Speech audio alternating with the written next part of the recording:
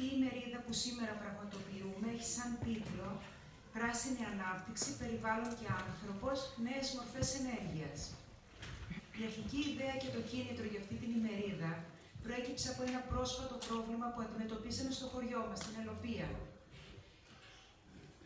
Με το σχεδιασμό υλοποίησης ενός σταθμού αποθήκευσης ενέργειας 500 ΜΒ, ένα έργο φαραωνικών διαστάσεων, μόλις 163 μέτρα από το χωριό μας και 35 μέτρα από το γήπεδο.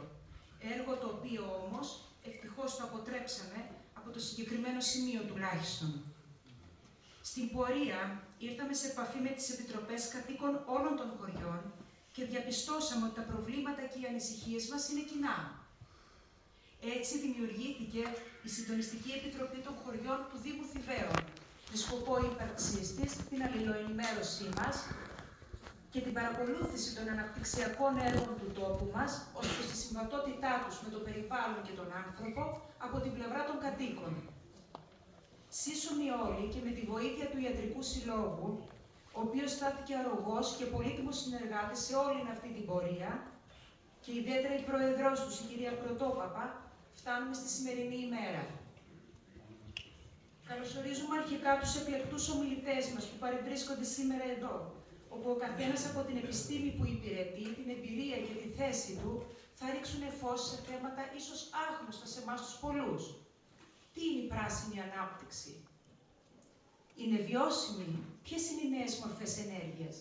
Κατά πόσο αυτές οι νέες μορφές ενέργειας είναι ή μπορούν να είναι συμβατές με έννοιες όπως η υγεία, η ασφάλεια, η ποιότητα ζωής, η αξιοπρεπής διαβίωση, το καθαρό περιβάλλον, η πολιτιστική κληρονομιά μας και ο σεβασμός της. Καλωσορίζουμε και όλους τους θεσμικούς που βρίσκονται σήμερα εδώ. Θεωρούμε πολύ σημαντική την παρουσία όλων σας, διότι ο καθένας από τη θέση που κατέχει συχνά καλείστε να πάρετε αποφάσεις σημαντικές, να γνωμοδοτήσετε για θέματα που άπτονται της προστασίας της ανθρώπινης ζωής και του περιβάλλοντος. Διότι αποδέκτης της προστασίας των παραπάνω, της επιταγής για την προστασία των παραπάνω, είναι το κράτος με όλα τα όργανά του, νομοθετικά, διοικητικά, δικαστικά. Το κράτος όμως δεν είναι απρόσωπο, δεν είναι μια αφηρημένη έννοια. Το κράτος είμαστε όλοι εμείς. Όλοι εμείς που όταν απομακρυνόμαστε από θέσεις, ιδιότητες, αρμοδιότητες, είμαστε άνθρωποι που αξιώνουμε να περπατήσουμε στη φύση και να αναπνεύσουμε καθαρό αέρα. Να κάνουμε μια βόλτα στο βουνό, στο δάσος και να το βρούμε εκεί. Να πάμε μια βόλτα στη θάλασσα με την οικογένειά μας και να τη βρούμε καθαρή. Ας αναλογιστούμε. Δεν είναι ειρωνικό το γεγονός ότι ενώ όλοι οι οργανισμοί στο πλανήτη ζουν και αναπτύσσονται σε ισορροπία με τη φύση, ο άνθρωπος, το μόνο όν που έχει αναπτύξει συνείδηση της ύπαρξής του συνειδητά και την καταστρέφει. Όλοι μας, ανθρωποκεντρικοί στη σκέψη εκφύσεως, ας σταθούμε και ας αντιληφθούμε την ύπαρξή μας πεπερασμένη, όπως και είναι, ως οργανικό κομμάτι ενός ευρύτερου οικοσυστήματος που υπήρχε, υπάρχει και θα υπάρχει και μετά από εμάς και ανεξάρτητα από εμάς. Τι μας κάνει να πιστεύουμε ότι θα είμαστε αιώνιοι εδώ, ότι θα δρούμε, θα καταπατούμε και θα καταστρέφουμε χωρίς συνέπειες για εμάς τους ίδιους και για τις επόμενες γενναίες? Η κλιματική κρίση δεν είναι πλέον πρωτοβουλειών, είναι εδώ. Και αν δεν το βλέπουμε, εθελοτυφλούμε. Και αν πιστεύουμε ότι δεν συνδέεται με τη λεγόμενη ανάπτυξη, κάνουμε λάθος. Η ανάπτυξη δεν είναι εξορισμού καλή ή εξορισμού κακή, αλλά κρίνεται στα σημεία.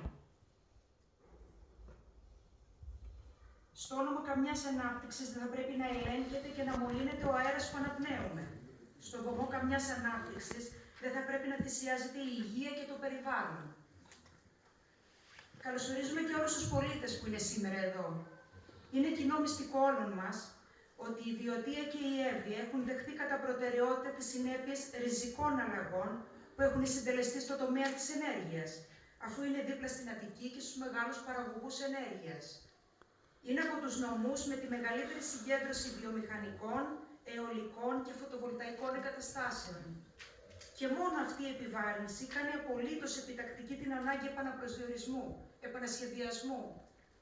Πολίτες και κράτος από κοινού, ας μιλήσουμε για το ενεργειακό μας μέλλον Μέσα σε ένα περιβάλλον όμως, όπου η αξία της ανθρώπινης ζωής και η προστασία του περιβάλλοντος θα μετράει και όπου οι ενεργειακές απαιτήσεις θα καθορίζονται από τις ανάγκες της κοινωνίας και όχι από τις κερδοσκοπικές επιδιώξεις των λίγων.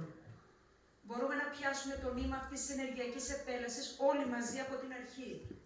Περισσότερο υποψιασμένοι και έμπειροι από το παρελθόν, θεωρούμε ότι έχουμε υποχρέωση να δράσουμε.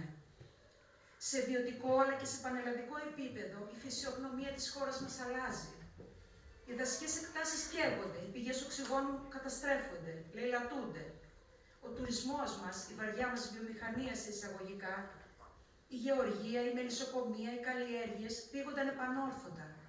Όλοι αυτοί οι κλάδοι όμως συνεισφέρουν πολλαπλά στην εθνική μας οικονομία. Πρέπει να προστατευτούν με κάθε τρόπο και με όσα μέσα διαθέτουμε. Έχουμε υποχρέωση και έχουμε και ευθύνη. Να αγαπάς την ευθύνη, λέει ο Κατζαντζάκης. Να λες εγώ μοναχός μου θα σώσω τον κόσμο. Αν δεν σωθεί, εγώ θα φταίω. Και αν δεν είναι αυτή η φράση ό,τι πιο αληθινό, ό,τι πιο δυνατό μπορούμε να πιστέψουμε, αν δεν είναι η ύψιστη αξία και ιδανικό για εμάς και για τα παιδιά μας, τότε τι είναι? Ενώνουμε λοιπόν τη φωνή μας με όλους τους πολίτες, τους επαγγελματίες που αγωνιούν για την υγεία τους, τις ζωές τους, τα επαγγέλματά τους, το μέλλον του τόπου τους. Γι' αυτό τον ιερό σκοπό και γι' αυτό το στόχο πιστεύουμε ότι η γνώση είναι δύναμη και απαραίτητη προϋπόθεση για δράση. Αυτή την γνώση θα επιδιώξουμε σήμερα, αυτήν και θα αναζητήσουμε και θα αποτελέσει αρχή για μελλοντικές αναζητήσεις ατομικά και συλλογικά. Σας ευχαριστούμε.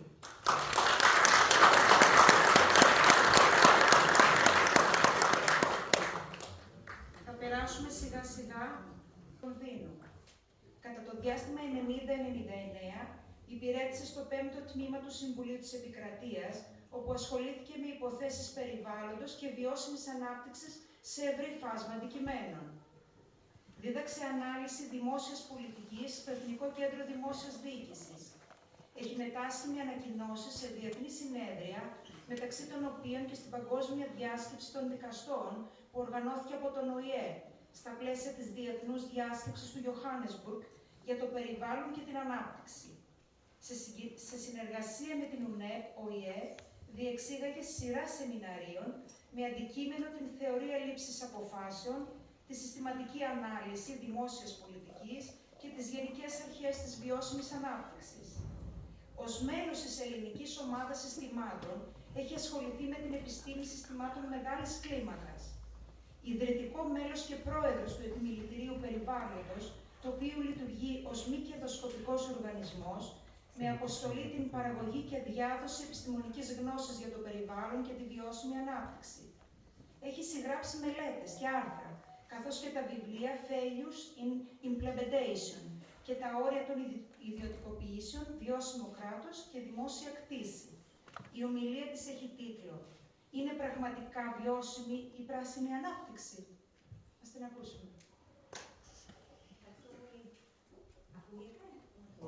Όχι.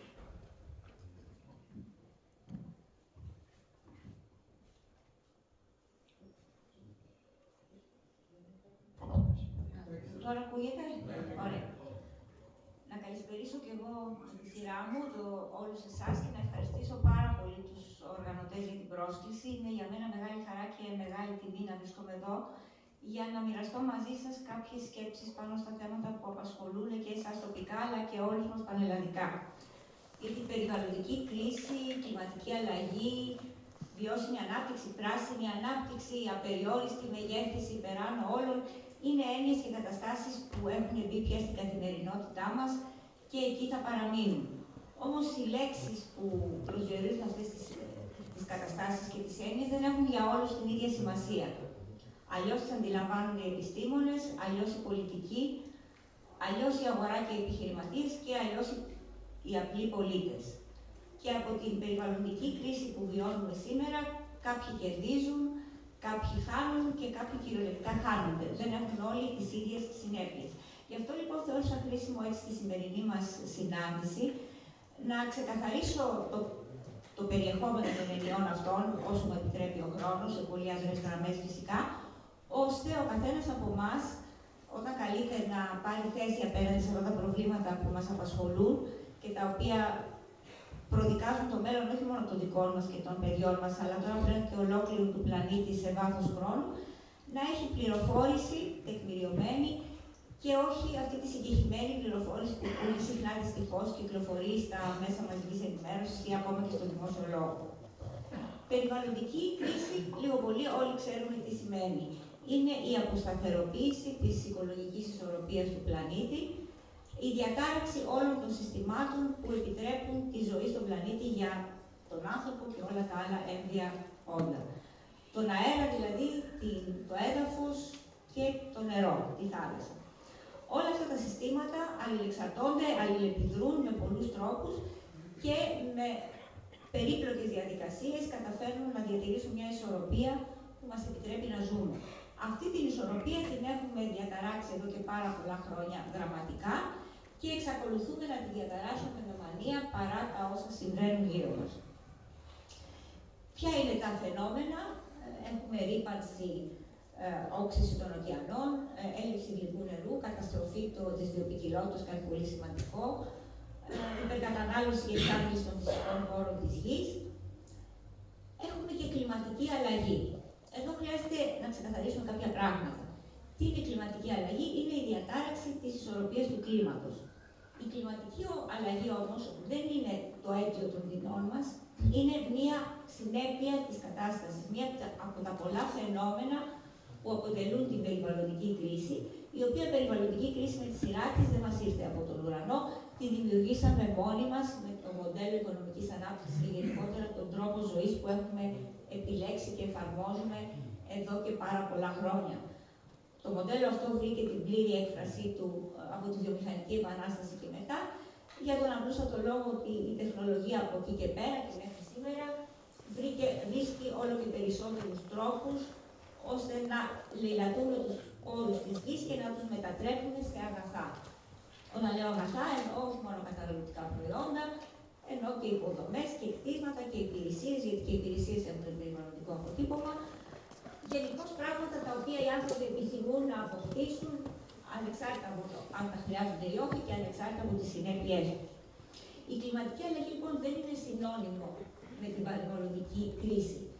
Αυτό το τονίζω γιατί τα τελευταία χρόνια και στο δημόσιο λόγο και γενικότερα στην επικοινωνία τείνει να ταυτιστούν αυτές οι δύο έννοιες. Έχουμε πάψει να μιλάμε για περιβαλλοντική κρίση, δηλαδή για το ευρύτερο φαινόμενο που περιλαμβάνει όλα αυτά που είπα παραπάνω, και μιλάμε μόνο για κλιματική αλλαγή. Λες και το πρόβλημά μας ξεκινάει και τελειώνει στην κλιματική αλλαγή. Γιατί συμβαίνει αυτό?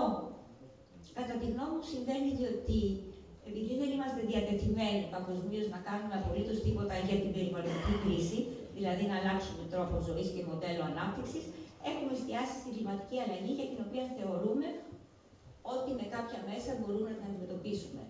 Αυτό είναι τόσο παράλογο ως θέση, όσο και το να ξέρεις ότι κάτι σου προκαλεί μια σοβαρή ασθένεια σε όλο τον οργανισμό, τον έχει αποδιοργανώσει, έχεις πολλά συμπτώματα μεταξύ των οποίων και πυρετό, και να παίρνεις μόνο φάρμακα για τον πυρετό, πιστεύοντας ότι αυτό θα αντιμετωπίσει την ασθένεια στο σύνολό της. Νομίζω ότι αυτό θα φανεί πολύ καθαρότερα με ένα σχεδιάγραμμα που θέλω να σας δείξω, το οποίο αντικατοπτρίζει τους τρεις βασικά μοντέλα οικονομικής ανάπτυξης, τις τρεις βασικές κοσμοθεωρίες που εδώ και πολλά χρόνια αντιπαρατίθενται μεταξύ τους και κάθε μία διεκδικεί να είναι αυτή εκείνη που θα καθορίσει τον τρόπο ζωής και το μέλλον του πλανήτη. Οι τρεις αυτές θεωρίες κατά βάση είναι η θεωρία της απεριόριστης οικονομικής μεγέθυνσης, η κλασική που επικρατεί εδώ και χρόνια. Στον αντίποδά της βρίσκεται η κοσμοθεωρία της βιώσιμης ανάπτυξης και κάπου στο μέσο εμφανίστηκε τις τελευταίες δεκαετίες και η κοσμοθεωρία περί πράσινης ανάπτυξης. Είναι καλό λοιπόν να δούμε κάθε μία από αυτές τι πρεσβεύει για να μπορούμε να τοποθετηθούμε και πάνω στα ειδικότερα ζητήματα, γιατί όλα αυτά συναρτώνται από τη γενικότερη αντιμετώπιση των προβλημάτων που έχουμε. Η πρώτη λοιπόν, η θεωρία της απεριόριστης οικονομικής μεγέθυνσης είναι αυτή που λέμε η βασική, η mainstream, η κρατούσα εδώ και αιώνες. Αυτή λοιπόν βασίζεται στην εξής υπόθεση. Η υπόθεση είναι ότι ο άνθρωπος μπορεί και πρέπει να γίνεται ολοένα και πλουσιότερος. Πώς θα γίνεται πλουσιότερος? Παίρνοντας πόρους από τη φύση, λαιλατώντας τη φύση, την οποία μετά μετατρέπει τους πόρους αυτούς σε αγαθά, μπαίνουν στην αγορά και γινόμαστε όλοι πλουσιότεροι. Είναι μια οικονομική μεγέθυνση που μετράται με το ΑΕΠ, το κλασικό αυτοδείκτη, και θεωρεί ότι όσο γινόμαστε όλοι πλουσιότεροι, αυτός ο πλούτος θα επιλύσει και όλα τα οικονομικά, κοινωνικά, πολιτικά προβλήματα στην πορεία των πραγμάτων, στην πορεία της ιστορίας. Πιστεύει όσον αφορά το περιβάλλον και τις συνέπειες και τη φέρουσα ικανότητα του πλανήτη, δηλαδή την ικανότητα των συστημάτων που πλήττονται να αποκαθίστανται, πιστεύει ότι δεν υπάρχει κανένα απολύτως πρόβλημα. Γιατί δεν υπάρχει πρόβλημα? Διότι η αγορά θα βρει τρόπους, είτε δημιουργώντας νέες τεχνολογίες που θα ξεπεράσουν τα προβλήματα αυτά, είτε με διάφορους μηχανισμούς των τιμών κτλ., θα καταφέρνει πάντοτε να αποκαθιστά τις ισορροπίες και να λύνει τα προβλήματα. Ξέρουμε όλοι ότι το μοντέλο αυτό, πέραν των περιβαλλοντικών προβλημάτων, έφερε και μεγάλες ανισότητες τόσο μεταξύ των χωρών της γης, όσο και μεταξύ των κατοίκων της κάθε χώρας. Μεγάλες ανισότητες εισοδηματικές και άλλες. Πάνω σε αυτό η θεωρία αυτή τοποθετείται και λέει ότι ναι, μεν υπάρχει πρόβλημα, αλλά όσο γινόμαστε όλοι πλουσιότεροι, η ευημερία θα πέφτει λίγο και προς τα κάτω. Είναι αυτό που λέγεται στη θεωρία το trickle down effect, δηλαδή κάποια ψίχουλα από πάνω, το τραπέζι θα κυλούνται προς τα κάτω και όλοι τελικώς θα επωφεληθούν. Και έχει σαν παράδειγμα, ας πούμε, σαν μεταφορά, ότι η φουσκοθαλασσιά, η Παλήρια, όσο ανεβαίνει όλα, ανεβαίνουν και τα μεγάλα πλοία πιο ψηλά, αλλά ανεβαίνουν και τα μικρά. Τώρα, αν υπάρχει κάποια ανάγκη για ρύθμιση των δραστηριοτήτων του ανθρώπου και ποιος θα την κάνει, το μεγάλο πρόβλημα, η κοσμοθεωρία αυτή πρεσβεύει ότι το κράτος δεν χρειάζεται, οι ρυθμιστικές παρεμβάσεις κάνουν κακό, διότι ανατρέπουν και εμποδίζουν τους μηχανισμούς της αγοράς να λειτουργούν κανονικά και επομένως το κράτος καλό είναι να συρρυκνώνεται και οι διάφοροι μηχανισμοί που λειτουργούν στην αγορά, κυρίως ο μηχανισμός των τιμών, αλλά και άλλοι, θα αποκαταστήσουν τελικά την ισορροπία. Αυτά λέει με λίγα λόγια αυτή η θεωρία και είναι, όπως είπα, η κρατούσα, την οποία εξακολουθούμε να εφαρμόσουμε και σήμερα. Επειδή όμως αυτή η αντίληψη και αυτός ο τρόπος ζωής δημιούργησε τεράστια προβλήματα στην πορεία ή που έγιναν αντιληπτά ήδη από τη δεκαετία του 50 και του 60, οι επιστήμονες παγκοσμίως άρχισαν να ανησυχούν και να κρούν τον κόδωνα του κινδύνου. Πρώτα τους απασχόλησε εκεί στις δεκαετίες του 60 η ρύπανση. Και πράγματι τότε ο ΟΗΕ στην πρώτη παγκόσμια διάσκεψη για το περιβάλλον έθεσε το θέμα των περιβαλλοντικών επιπτώσεων, κυρίως για την αντιμετώπιση των προβλημάτων ρύπανσης. Ήταν η πρώτη διάσκεψη του ΟΗΕ στη Στοκχόλμη. Παρ' όλα αυτά δεν έγιναν σπουδαία πράγματα και το 1992, που τα πράγματα είχαν επιδεινωθεί πολύ, έγινε η βασική διάσκεψη του ΟΗΕ στο Ρίο ντε Τζανέιρο το 1992, στην οποία όλα τα κράτη της γης, συμπεριλαμβανομένου και του δικού μας, δεσμεύτηκαν νομικά να στραφούν ριζικά προς μια άλλη κατεύθυνση, προς την κατεύθυνση της βιώσιμης ανάπτυξης. Αυτό είναι το μοντέλο, το οποίο δεν είναι απλώς ένα μοντέλο το οποίο πρεσβεύουν κάποιοι οικολόγοι ή κάποιοι ακραίοι. Είναι ένα μοντέλο στο οποίο η ανθρωπότητα δεσμεύτηκε ρητά να το υλοποιήσει. Είναι ένα μοντέλο το οποίο υιοθέτησε και η Ευρωπαϊκή Ένωση με τις συνθήκες του Μάστριχτ και του Άμστερνταμ. Η αρχή της βιώσιμης ανάπτυξης ή αλλιώς της αειφορίας υπάρχει στο Σύνταγμά μας. Είναι δηλαδή μια νομικά κατοχυρωμένη κατεύθυνση, την οποία όμως πολύ γρήγορα ξεχάσαμε και τώρα την επικαλούμαστε μόνο σε τίτλους νομοθετημάτων και άρθρων, αλλά δεν κάνουμε τίποτα γι' αυτό. Τι λέει η βιώσιμη ανάπτυξη? Λέει ότι το πρόβλημα δεν είναι η αύξηση του πλούτου, δεν είναι ότι χρειαζόμαστε περισσότερα, είναι ότι χρειαζόμαστε πράγματα λιγότερα αλλά ποιοτικώς καλύτερα, πράγματα που δεν θα βλάπτουν το περιβάλλον και την υγεία. Και επειδή βρισκόμαστε σε μια κατάσταση που είναι ήδη βεβαρημένη, δεν είμαστε στο 1800 ή στο 1800, το περιβάλλον πρώτα απ' όλα χρήζει αποκατάσταση. Έχει σοβαρές βλάβες και πρέπει να το αποκαταστήσουμε. Γι' αυτό και οι ενέργειές μας θα πρέπει να είναι επιτρεπτές μόνο εφόσον διαπιστώνεται ότι δεν υποβαθμίζουν, δεν καταστρέφουν ή δεν αλλοιώνουν το περιβάλλον. Αυτό που γίνεται με τις μελέτες περιβαλλοντικών επιπτώσεων, παρά το γεγονός ότι σήμερα έχει εκτελεστεί η διαδικασία αυτή, σε αυτό ακριβώς αποσκοπεί. Στο να διαπιστώνουμε ότι τίποτα από όσα κάνουμε δεν επιβαρύνει το περιβάλλον. Η ανάπτυξη έχει ανυπέρβλητα όρια, λοιπόν, που είναι η καταστροφή του περιβάλλοντος. Και πρώτα πρέπει να αποκαταστήσουμε αυτά που κάναμε και μετά να συζητήσουμε αν μπορούμε να πάμε παραπέρα και πόσο. Όσον αφορά τα κοινωνικά θέματα, τη διανομή του πλούτου, τότε στο Ρίο δεσμεύτηκε η ανθρωπότητα για ένα δίκαιο, καθαρό, υγιή και συμμετοχικό κόσμο. Αυτό έχει μεγάλη σημασία γιατί αφορά κοινωνικά, ατομικά δικαιώματα. Δεν μπορώ να πω τώρα περισσότερα, δεν με επιτρέπει ο χρόνος. Και όσον αφορά το ρόλο του κράτους, αποφασίστηκε τότε ότι επειδή η βιώσιμη ανάπτυξη απαιτεί επανασχεδιασμό όλων των πολιτικών, την κύρια και βασική ευθύνη φέρει το κράτος. Δηλαδή, το κράτος δεν μπορεί να απαγγελθεί αυτό το ρόλο του και να αναθέσει σε διάφορους άλλους φορείς, οργανώσεις, στην αγορά κτλ. Τις ευθύνες του. Πρέπει το ίδιο να σχεδιάσει και να υλοποιήσει βιώσιμη πολιτική. Και αυτό έχει ξεχαστεί, το βλέπουμε σήμερα με τις ιδιωτικοποίησεις κτλ. Η βιώσιμη ανάπτυξη, λοιπόν, ενώ μας δεσμεύει ακόμα και συνταγματικά, δεν υλοποιήθηκε ποτέ και εξακολουθεί να μην υλοποιείται. Επειδή όμως τα προβλήματα ήταν πια φανερά τις δεκαετίες που μεσολάβησαν, εμφανίστηκε η θεωρία της πράσινης ανάπτυξης, η οποία πρεσβεύει το εξής. Δεν απαρνιέται την οικονομική μεγέθυνση, λέει πράγματι χρειαζόμαστε όλο και περισσότερα, αλλά πρέπει να καταφέρουμε να τα αποκτούμε με λιγότερες περιβαλλοντικές επιπτώσεις, με μικρότερο περιβαλλοντικό αποτύπωμα. Η κύρια σημαία της πράσινης ανάπτυξης είναι η μετάβαση από τα ορυκτά καύσιμα στις ανανεώσιμες πηγές και έχει και άλλες, με τα βιοκλιματικά, τα θέματα της παραγωγής προϊόντων με λιγότερο αποτύπωμα κλπ. Αναγνωρίζει λοιπόν το πρόβλημα, αλλά υπολαμβάνει ότι μπορεί να το αντιμετωπίσει με καλύτερες νέες καινοτόμες τεχνολογίες, οι οποίες θα μειώσουν τις περιβαλλοντικές συνέπειες όλων αυτών που θα παράγουμε και των δραστηριοτήτων στις οποίες θα επιδιδόμαστε. Και όσον αφορά το θέμα της κοινωνικής δικαιοσύνης και της κατανομής, λέει ότι η πράσινη ανάπτυξη θα δημιουργήσει θέσεις εργασίας.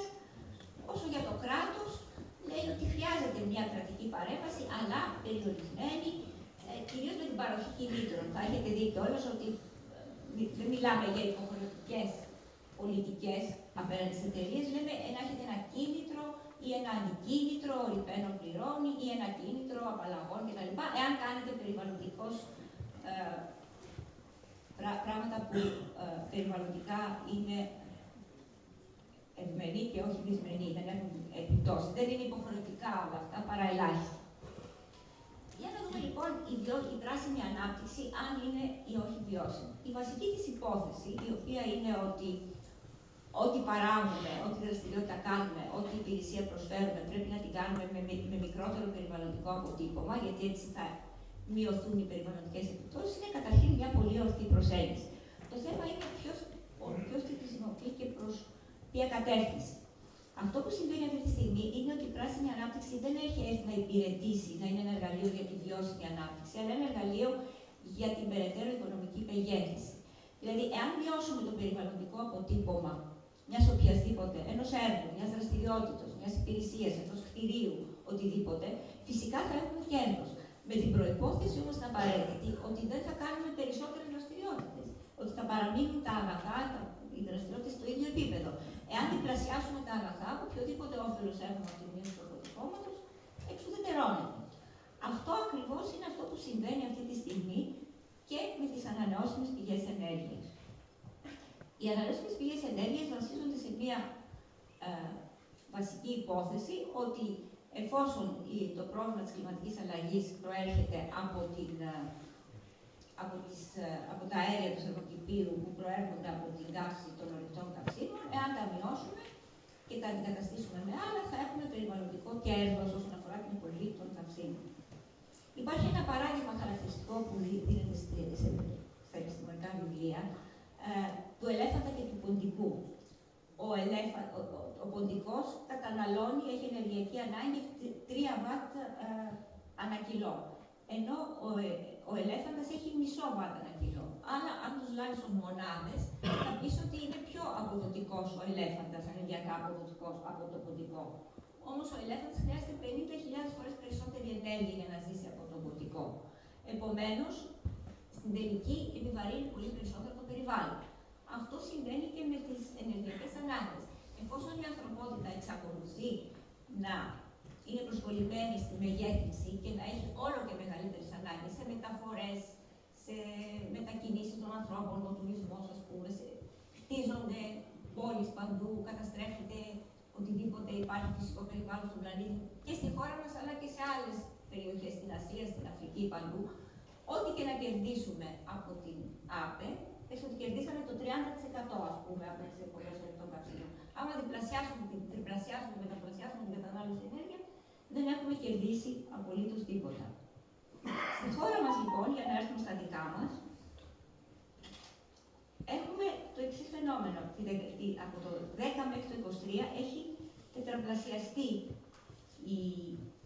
έχουν τετραπλασιαστεί οι ΑΠΕ και η ενέργεια που παράγεται από αυτές και μολονότι αυτή τη στιγμή λένε, τουλάχιστον επιστημονικά, ότι το αποτύπωμα της κάθε μιας ανεμογεννήτριας, ας το πούμε, έχει μειωθεί κατά 20%, το συνολικό αποτύπωμα των ΑΠΕ στη χώρα έχει αυξηθεί κατά 320%. Και το αποτύπωμα των ΑΠΕ δεν είναι καθόλου αμεληταίο. Πριν 15-20 χρόνια θεωρούσαμε ότι είναι μια ενέργεια καθαρή. Αλλά καμία παραγωγή ενέργειας δεν είναι καθαρή. Η παραγωγή ενέργειας, από όπου και να προέρχεται, είναι μια βαριά βιομηχανική δραστηριότητα. Η καθεμία, ο κάθε τρόπος έχει τα δικά του πλεονεκτήματα και τα δικά του μειονεκτήματα. Όπως λοιπόν έχει τεκμηριωθεί πια τα τελευταία χρόνια, οι ανανεώσιμες πηγές ενέργειας και ειδικά ανεμογεννήτριες που μιλάμε, γιατί αυτό είναι το βασικό στην Ελλάδα, η βιομηχανία παραγωγής ενέργειας, έχουν αυτές καθ' αυτές ένα πάρα πολύ μεγάλο περιβαλλοντικό αποτύπωμα όσον αφορά την κατασκευή τους. Είναι περίπου το 60-70% του περιβαλλοντικού τους αποτυπώματος, τη μεταφορά τους, τη λειτουργία τους και φυσικά τη διαχείριση των αποβλήτων τους. Γιατί όπως ξέρουμε ζουν 15-20 χρόνια και μετά τα υλικά αυτά κάπου πρέπει να πάνε. Και ναι, είναι ανακυκλώσιμα κατά 80% όπως μας λένε, μας διαβεβαιώνουν οι επιστήμονες, αλλά ανακυκλώσιμο δεν σημαίνει ότι και πράγματι θα ανακυκλωθεί. Κανείς δεν λαμβάνει μέρη, όχι μόνο στη χώρα αλλά και παγκοσμίως, και κανείς δεν έχει βρει τη λύση για την ανακύκλωση αυτών των υλικών.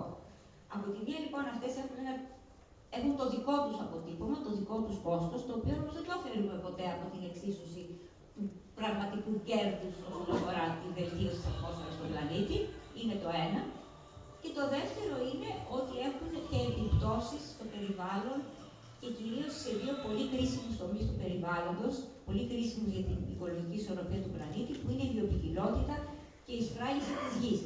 Μάλιστα, στη διεθνή βιβλιογραφία, ο πρώτος κίνδυνος για το περιβάλλον προέρχεται από την απώλεια της βιοποικιλότητας. Ο δεύτερος από τη σφράγιση της γης. Η σφράγιση της γης, λέμε, είναι η κάλυψη του εδάφους με κτίσματα, με δρόμους κλπ. Και μετά είναι η κλιματική αλλαγή. Οι επιπτώσεις λοιπόν είναι πολύ σημαντικές και τεκμηριωμένες, ειδικά στη χώρα μας, συμβαίνει το εξής παράλογο κατά την άποψή του τουλάχιστον. Έχουμε μια χώρα η οποία συμμετέχει στην παγκόσμια κλιματική ρήπους, εκπομπή ρήπων και στην κλιματική αλλαγή κατά 0,03%. Δηλαδή, μιλάμε το ανύπαρκτο. Από την άλλη μεριά, έχουμε μια χώρα η οποία είναι από τα hot spot βιοποικιλότητας του πλανήτη. Έχει διατηρήσει η Ελλάδα και διατηρεί ακόμα εξαιρετική βιοποικιλότητα. 15.000 είδη, νομίζω, πανίδας και 4-5 φλωρίδες, μερικά από τα οποία είναι ενδυμικά μόνο στη χώρα. Φυσικά έχει αυτό το απίστευτο τοπίο, το πολιτιστικό περιβάλλον κτλ. Άρα, ο σχεδιασμός της πολιτικής, της ενεργειακής μιας κάθε χώρας θα έπρεπε να είναι εξατομικευμένος. Δηλαδή, άλλη πολιτική πρέπει να έχει μια χώρα η οποία δεν έχει βιοποικιλότητα, άλλη πολιτική πρέπει να έχει μια χώρα η οποία επιβαρύνει τον πλανήτη, η Κίνα, η Ινδία, η Ρωσία, η Αμερική. Άλλη μια χώρα που δεν επιβαρύνει και που δεν προσφέρει. Προσφέρει πάρα πολύ και με τη θαλάσσια και με τη χερσαία βιοποικιλότητα, σε αυτό καθ' αυτό το αντικείμενο που είναι το προστατευτικό, δηλαδή την καθαρή ατμόσφαιρα. Βλέπουμε λοιπόν ότι ο σχεδιασμός αυτός πάσχει από τη ρίζα του και γίνεται για άλλους λόγους και όχι για τον λόγο τον οποίο επικαλούνται, δηλαδή για την βελτίωση του περιβάλλοντος. Για να κλείσω, θα θυμηθώ ένα απόφθεγμα επιστημονικό που λέει ότι το πολιτικά αποδεκτό σήμερα, το κρατούν μοντέλο δηλαδή όπως είπαμε, είναι οικολογικά καταστροφικό. Ενώ το οικολογικά απαραίτητο είναι δυστυχώς πολιτικά αδύνατο. Δεν θέλω να είμαι τόσο απεσιόδοξη. Αδύνατο δεν είναι, είναι πάρα πολύ δύσκολο να το επιτύχουμε, αλλά το γεγονός ότι βρισκόμαστε σήμερα όλοι εδώ, το θέμα μας απασχολεί, μας καίει και έχουμε αποφασίσει να κάνουμε κάτι, νομίζω ότι μας δείχνει ότι δεν είναι αδύνατο, αρκεί όλοι να το επιχειρήσουμε με την ίδια θερμότητα και με την ίδια προσήλωση στο αντικείμενό μας. Σας ευχαριστώ πολύ.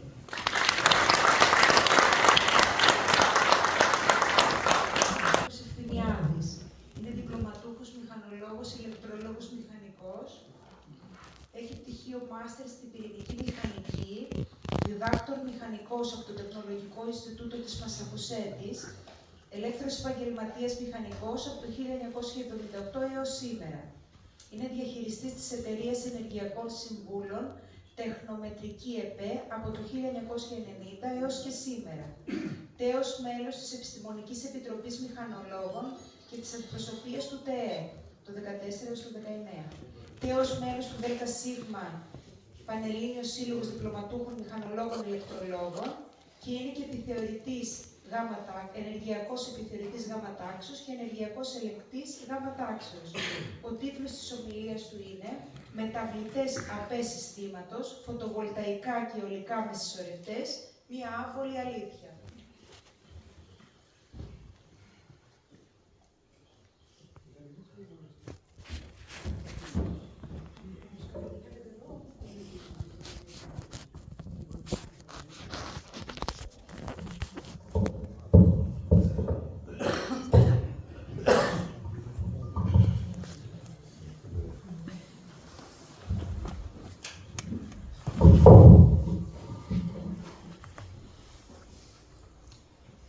Αγαπητές φίλες και φίλοι, κυρίες και κύριοι, είναι μεγάλη μου χαρά που βρίσκομαι μαζί σας στην ιστορική ηρωική πόλη των Θηβών, για την οποία έχουμε πολλά να πούμε.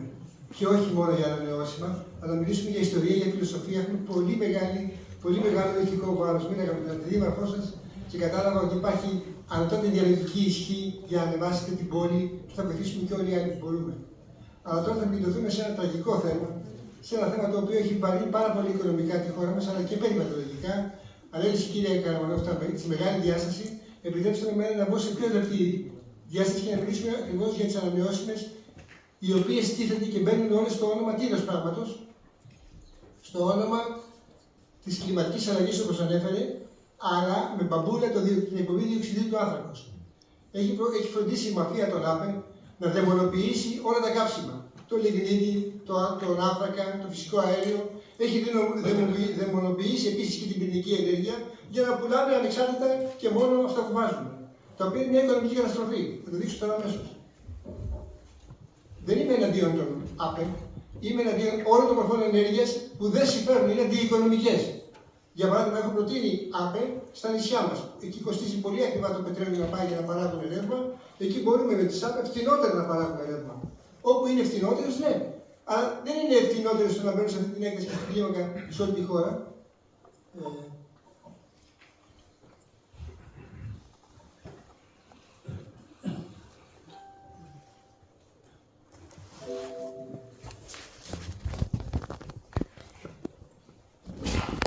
Λοιπόν, η ομιλία που σας είπανε είναι η πικρή αλήθεια για τις ΑΠΕ. Τις λέω μάπες. Ξέρετε τι σημαίνει μάπες? Μεταβλητές ΑΠΕ συστήματα. Σύστημα είναι το σύστημα μεταφοράς. ΑΠΕ είναι αυτό που ξέρετε, κυρίως ηλιακά και φωτοβολταϊκά, και μεταβλητές. Γιατί τα ηλιακά και τα φωτοβολταϊκά δεν παρέχουν εγγυημένη ισχύ, παρέχουν μεταβλητή ισχύ. Όταν τα θέλεις, δεν τα έχεις πάντα. Άρα πρέπει κάπως να έχεις μια εναλλακτική μορφή ενέργειας, όπως ας πούμε ο άνθρακας, το λιγνίτη, το φυσικό αέριο, που μπορούν να καλύπτουν το κενό. Γι' αυτό θέλουμε και εγγυημένη ισχύ. Επειδή λοιπόν δεν έχουν εγγυημένη ισχύ και επειδή δεν έχουν ούτε τον άνθρακα, ούτε το λιγνίτη, ούτε τα καύσιμα, διότι έχουν τον παππούλα του διοξιδίου του άνθρακος, το οποίο το έχουν δαιμονοποιήσει. Έτσι, το εξηγήσουμε. Προτείνουν αυτοί πλέον μπαταρίες. Και ανεβαίνει το κόστος στα ύψη.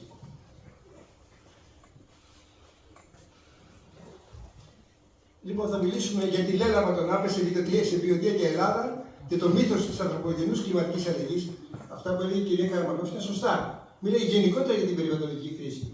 Όπως περιβαλλοντική κρίση, όπως εννοεί η μαφία των ΑΠΕ, εννοεί εκπομπές διοξιδίου του άνθρακος που δίθεν θα φέρουν την υπερθέρμανση και θα ανεβάσουν τη θερμοκρασία του κλίματος σε 10 χρόνια 1,5 βαθμό και θα γίνει καταστροφή. Φοβερά πράγματα που λέγονται αυτά και χωρίς καμία απόδειξη. Λοιπόν, μετά θα μιλήσουμε για την μεταβλητότητα των ΜΑΠΕΣ. Δεν το λέω ειρωνικά, το λέω κατά λέξη. ΜΑΠΕΣ, μεταβλητές άπες συστήματος. Μην παρεξηγηθώ. Η αναγκαιότητα εξορροπήσεως των ΜΑΠΕΣ, για τον περιβαλλοντικό αρμαγεδόνα που φέρνουν αυτές μαζί, τον οικονομικό αρμαγεδόνα που είναι χειρότερος. Θα ανέβει το κόστος της κιλοβατόρας από 25 σήμερα στα 50, 55, 60 λεπτά την κιλοβατόρα. Ποιος θα δέχεται να πληρώσει αυτά? Τώρα δεν ξέρω γιατί πήγε αυτό, το ευχαριστώ για την προσοχή σας. Λάθος. Ξεκινάμε με τα αιωλικά πρώτα. Βλέπουμε εδώ πέρα με τα πράσινα, βλέπουμε τα εφιστάμενα αιωλικά που είναι στη Βιωτία. Τα οποία δεν είναι ουκολίγα. Εδώ προσθέθηκαν και τα πράσινα σκούρα, αυτά εδώ, τα οποία έχουν άδεια εγκαταστάσεις, που σημαίνει ότι θα μπουν σε λίγο. Έτσι. Και τώρα προσέξτε, καθέστε όλοι, μη σηκωθεί κανένας. Αυτό που βλέπετε είναι τα πράσινα, τα ανοιχτά πράσινα, δείχνουν αυτά που έχουν πάρει άδεια παραγωγής και θα σκάσουν σε μύτη σε 1, 2, 3 χρόνια στο περιβάλλον της περιοχής μας. Τα κόκκινα, αυτά που βλέπετε, είναι αιτήσεις αιωλικών, τα οποία επιβλήθησαν και ακυρώθησαν από τη ΡΑΕ, αλλά πολύ πιθανόν να εμφανιστούν σε άλλη μεριά και διπλανά. Γι' αυτό σας τα λέω όλα αυτά, είναι μια εικόνα η οποία χαρακτηρίζει τα αιωλικά στα επόμενα 5 χρόνια. Τα πράσινα έχουν πάρει άδεια και θα πάρουν τώρα άδεια λειτουργίας, άδεια εγκατάστασης και άδεια λειτουργίας και θα δούμε μπροστά. Εδώ βλέπουμε τις μονάδες αποθήκευσης, έχουν πάρει άδεια. Είναι αυτά τα κίτρινα που βλέπετε. Τα κίτρινα. Επίσης έχουν πάρει και άδεια διάφορες μονάδες από αυτά τα μπλε που βλέπετε, τα οποία έχουν ήδη φωτοβολταϊκά ή αιωλικά. Αλλά γενικά έχει προχωρήσει πολύ το θέμα αποθήκευσης. Εδώ πέρα έχω τα στοιχεία που μου έδωσε ο αγαπητός φίλος ο Σάκης ο Παπαδόπουλος. Με συγχωρείτε το κόμμα Σάκη, γραμμάω τελεία. Έχουμε λοιπόν στην Ελλάδα εκτός 43 έργα περίπου 49.000 ΜΒ. Έτσι, 46.000 ΜΒ. Τα περισσότερα είναι στη στερεά της Ελλάδα, ένα 20% είναι στη στερεά Ελλάδα, περίπου 10 ΜΒ. Και στη Βιωτία 4 ΜΒ, τα μισά από τη στερεά είναι εδώ στη Βιωτία. Έχει φοβερή έξαρση εδώ η κατάσταση. Και αυτό ο Δήμος Τιβέως, που έχει και αυτός ένα ποσοστό 4% έως 6% πάνω στις αποθηκεύσεις. Η ισχύ των αυτών είναι της τάξης των 50.000-60.000 ΜΒ. Σε χωρητικότητα, δίπλα δεξιά έχω συστήνει τα μεγαβατόρες. Δηλαδή, αν ένα ΜΒ αποθηκεύεται έχει αποθηκευτική ικανότητα 3 ΜΒ, έχει αποθηκευτική ικανότητα 3 ΜΒ. Να ξεχωρίσουμε την έννοια κιλοβάτ από κιλοβατόρα. Η κιλοβάτ είναι μονάδα ισχύως, η κιλοβατόρα είναι μονάδα ενέργειας. Έτσι. Αυτό τα λέω απλά για να τα καταλαβαίνει όλος ο κόσμος. Επομένως, θέλουν να βάλουν μεγάλες μονάδες που να αποθηκεύουν το ρεύμα και να το δίνουν όταν υπάρχει μεγάλη ζήτηση. Γιατί όταν έχουμε άπνοια, τα αιωλικά δεν κάνουν τίποτα. Αλλά όταν έχουν μεγάλη ένταση ανέμου, μπορεί να αποθηκεύουν και λίγο ή να την δίνουν. Και ίδιο και τα φωτοβολταϊκά. Όταν έχει νεφοσκέπαση παρατεταμένη 2-3 μέρες, δεν μπορεί να δώσει ενέργεια. Άλλες ώρες έχουν αποθηκεύσει και να το δίνουν. Εδώ τώρα τι βλέπουμε είναι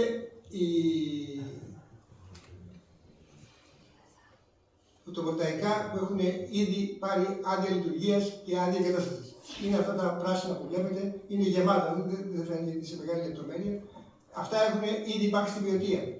Τώρα κρατιόμαστε πάλι, τώρα βγαίνει τι γίνεται σήμερα. Όλες αυτές οι μπλε κουκκίδες που βλέπετε είναι αυτομάτως αντιδοτημένα φωτοβολταϊκά στα χωράφια.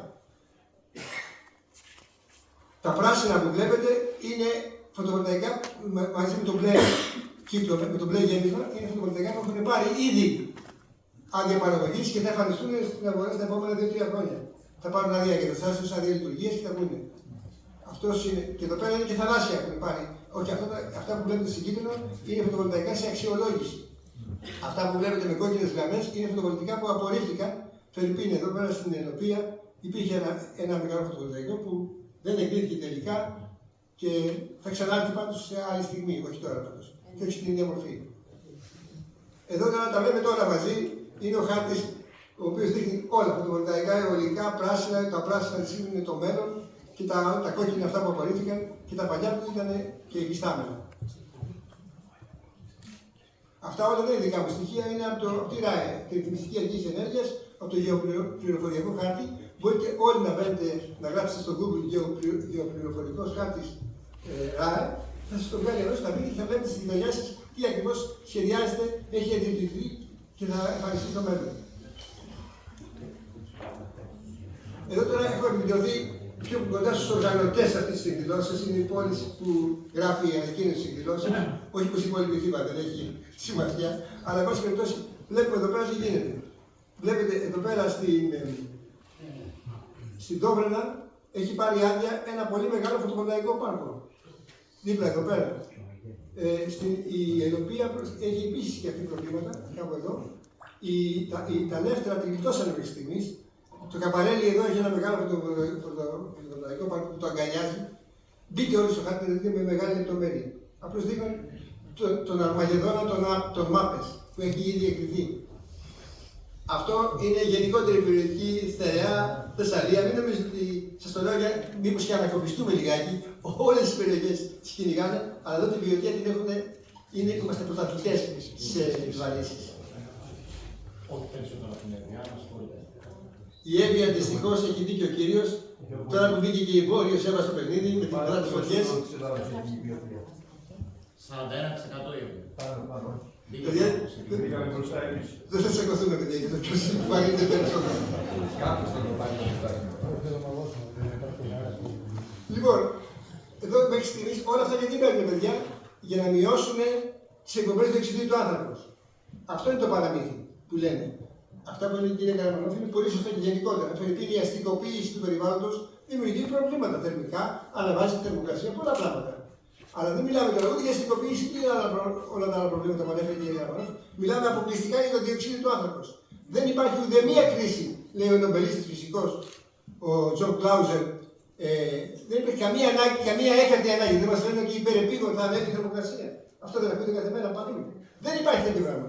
Θα μπορούσα να σας παραθέσω 20 δεκάδες φυσικούς από όλη την Αμερική και από την Ευρώπη που λένε ότι αυτά είναι παραμύθια. Αλλά όποιος το λέει αυτό, μετά δεν παίρνει χρηματοδότηση, σχεδόν πετάγεται έξω από τη δουλειά του. Και κανείς δεν μιλάει. Φοβούνται. Το λένε, έχω ένα βίντεο το οποίο μπορώ να σας το δώσω εδώ στους οργανωτές και ποιος το βλέπει. Μπορείτε να το πείτε, λέγεται The Cold Truth. Ψυχρή αλήθεια. Και τα λένε όλα αυτά οι άνθρωποι και τραβάνε τα μαλλιά τους. Λοιπόν, λέει ο κύριος Κλάουζερ, λέει ότι εδώ τα νεύη της γης είναι απροσδιόριστους παράγοντες, τα οποία αντανακλούν την εισερχόμενη ακτινοβολία του ήλιου και έτσι δεν υπερθερμαίνει τη γη. Δεν φτάνει δηλαδή όλη η θερμοκρασία του ήλιου πάντα μέχρι κάτω. Και επίσης λέει ότι το ατμοσφαιρικό διοξείδιο του άνθρακα του μηθάνιου δεν παίζουν κανένα ελάχιστο ρόλο, αν παίζουν κάτι. Αυτό που λέγεται θερμοκήπια κτλ. Δεν παίζει σχεδόν καθόλου ρόλο. Εδώ ένας Ρώσος επιστήμονας, ο Χαμπιμπούλο Αμπτουσαμάτοφ, τώρα από πού είναι ο άνθρωπος δεν ξέρω, είναι λίγο βαρύ ασιατικό όνομα, λέει και σωστά, και το έχουν πει πολύ αυτό, ότι ο κύκλος, η ακτινοβολία που έρχεται από τον ήλιο κάνει κύκλους, εντεκαετής κύκλους. Τους βλέπετε εδώ πέρα. Ανεβαίνει, κατεβαίνει, ανεβαίνει κάθε 10 χρόνια.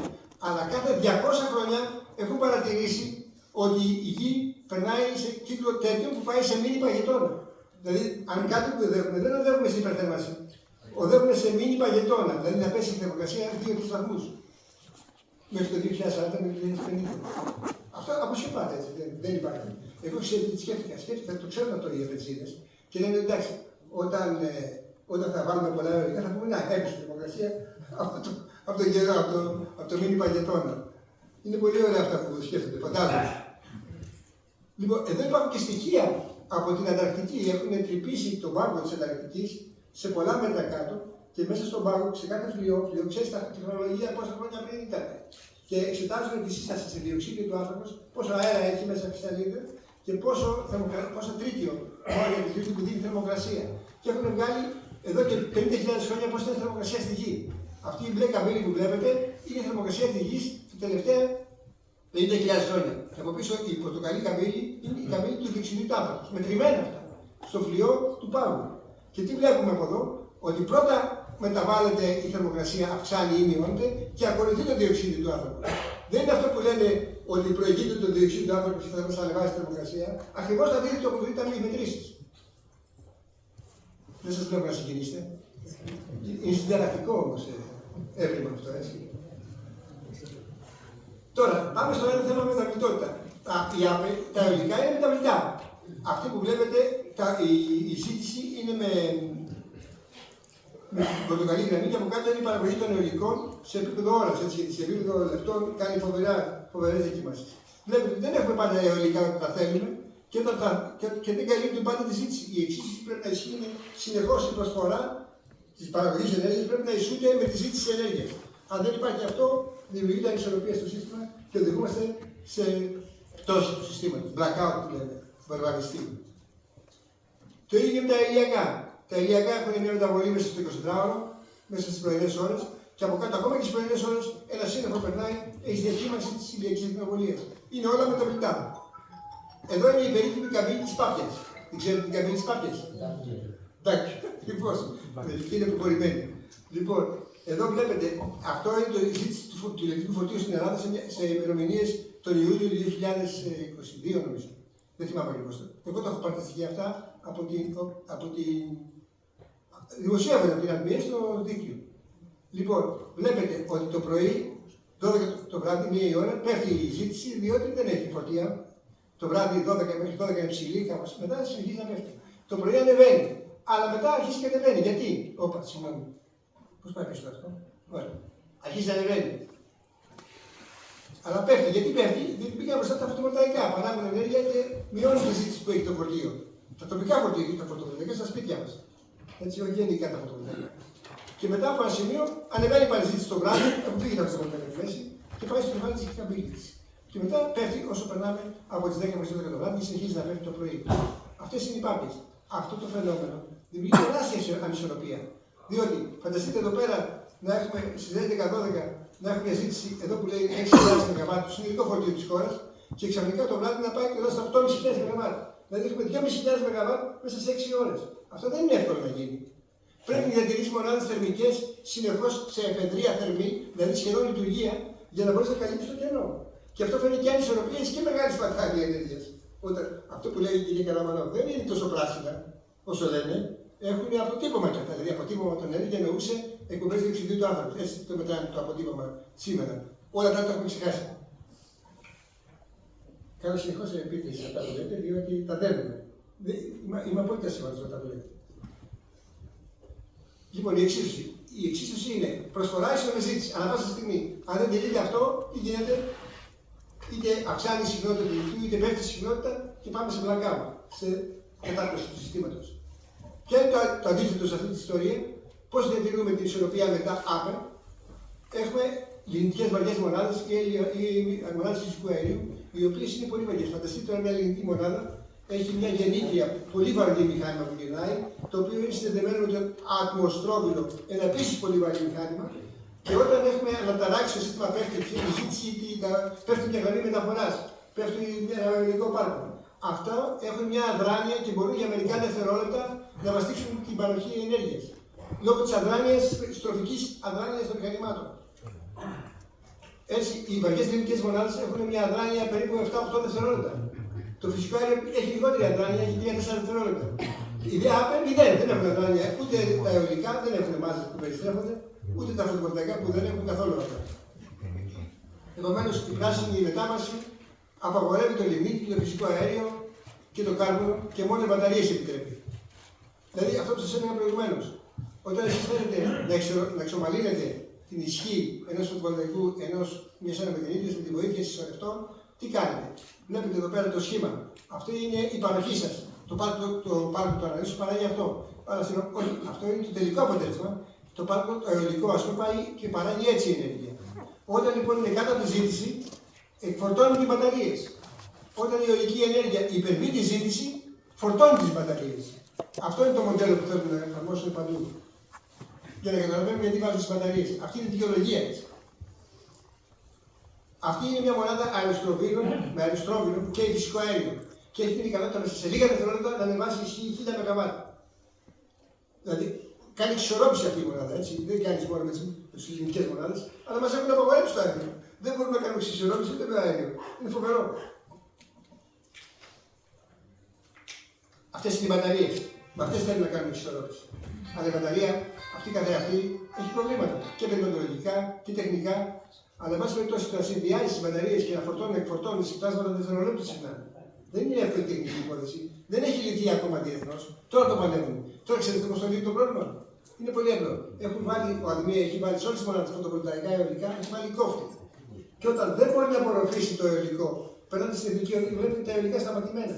Και για αέρα. Γιατί? Γιατί δεν μπορεί να απορροφήσει το φορτίο η ζήτηση, δεν έχει το μεγάλο φορτίο, έχει πατήσει το κουμπί ΑΔΜΗ και έχει πετάξει έξω. Και έχουν μπει αρπάγες και έχουν παγώσει το ρότο, το πεζιτοστροφείο και έχει σταματήσει γενικά η παραγωγή από άφημα. Δεν μπορεί να την απορροφήσει. Αυτή είναι η λύση που εφαρμόζουν. Σπατάλοι. Διαμαρτύρονται οι απετσίδες ότι χάνουν εισόδημα. Τώρα βάζουν μπαταρίες ώστε να μπορούν να αποθηκεύουν όταν τους κλείνει αυτό. Γι' αυτό βάζουν μπαταρίες. Έχουν βάλει τρανά μεγέθη και νούμερα. Λοιπόν, ποιος πληρώνει αυτή την εξισορρόπηση? Ποιος την προκαλεί την εξισορρόπηση? Τόσα χρόνια δεν είχαμε μπαταρίες. Δουλεύαμε με λιγνητικά, με φυσικό αέριο. Γιατί? Διότι είχαν αυτή τη στροφική αδράνεια και ακόμα όταν έκανε δοκιμάσεις στο φορτίο, έπεφτε μια γραμμή μεταφοράς, έπεφτε ένα μεγάλο εργοστάσιο, πράγματα που δίνουν διαταράξεις. Τι γινόταν αυτή τη στιγμή?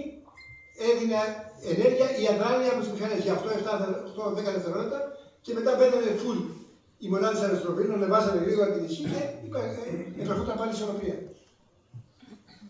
Ποιος θα την πληρώσει αυτή την ισορροπία? Φυσικά οι ΑΠΕ πρέπει να την πληρώσουν. Αυτές προκαλούν την ισορροπία. Όμως δεν γίνεται έτσι. Ο ΑΔΜΗ κάνει διαγωνισμούς και τι λέει? Όποιος μου κάνει διαγωνισμούς για να πάρει μπαταρίες, για να τις χρησιμοποιεί το σύστημά του για την ισορρόπηση και τις πληρώνει ποιος? Ο ΑΔΜΗ. Ο οποίος τις πληρώνει πού? Στο καταναλωτή. Εμείς δηλαδή το πληρώνουμε τις μπαταρίες. Δεν τις πληρώνουν οι απετσίδες. Ενώ υπάρχει κανονισμός η οδηγία που λέει ο καθένας είναι υπεύθυνος για την ανισορροπία που προκαλεί στο σύστημα. Αλλά δεν ισχύει το σύνταγμα, θα ισχύσει τώρα αυτά.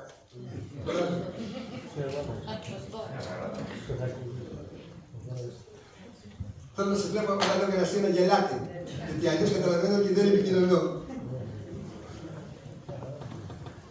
Λοιπόν,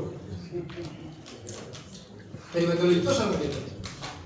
Εδώ είναι φωτογραφίες με θερμοκάμερα ενός φωτοβολταϊκού πάρκου και εδώ είναι στο φυσική τη μορφή. Βλέπετε ότι τα φωτοβολταϊκά είναι ζεστά. Απορροφούν βέβαια ηλιακή ενέργεια, ένα ποσοστό 18-20%, αλλά το υπόλοιπο θερμαίνει και πετάει στο περιβάλλον. Δεν πάει στο έδαφος που πήγαινε παλιά και απορροφούν την αντική καλύτερα. Αντανακλάται στο περιβάλλον.